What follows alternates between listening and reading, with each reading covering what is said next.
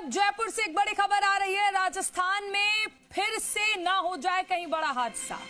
उर्स मेले के लिए अजमेर आने वाली बसों में भारी गड़बड़ी देखने को मिल रही है।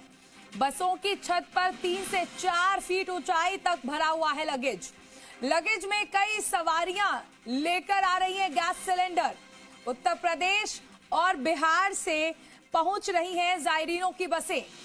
मनोहरपुर टोल प्लाजा का वीडियो सामने आया है, जहां पर 3 से 4 फीट ऊंचाई पर बस के ऊपर सामान रखा हुआ है। सवारियां यहां पर गैस सिलेंडर लेकर पहुंच रही हैं।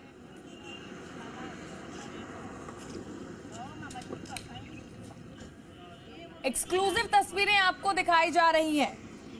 एक बड़ा सवाल यह है, चिंता का विषय भी है कि कहीं कोई बड़ा हादसा ना हो जाए, क्योंकि आपको याद होगा हाल में एक घटनाक्रम हुआ था जब बस के ऊपर रखे लगेज की वजह से एक बड़ा हादसा हो गया था। काशीराम, हादसे को दावत दे रही है ये बसेस?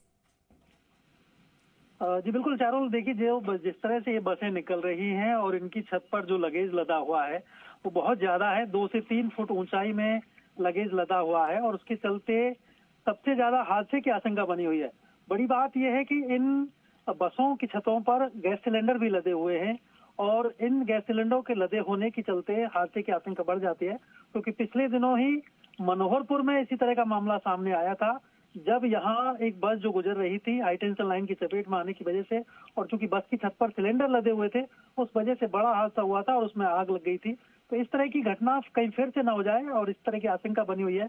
इन दिनों अजमेर में जो उर्स मेला शुरू हुआ है उसमें बड़ी संख्या में जायरीन पहुंच रहे हैं और बिहार और यूपी से ये जो जायरीन है वो बसों में आ रहे हैं। और जब बसों में यहाँ पहुंचते हैं तो वो साथ में अपने गैस सिलेंडर भी लाते हैं ताकि अपना खाना बना सकें, लेकिन उन यात्रियों को, उन जायरीनों को ये नहीं पता कि इससे बड़ा हादसा हो सकता है, उनके लिए दिक्कत हो सकती है और उस हादसे में उनकी जान जा सकती है। इस बात को वो नहीं सोचते। में जिम्मेदारी परिवहन विभाग के अधिकारियों की है और दस्तों की है कि वो इन बसों की नियमित रूप से चेकिंग करें, इन बसों पर कार्रवाई करें।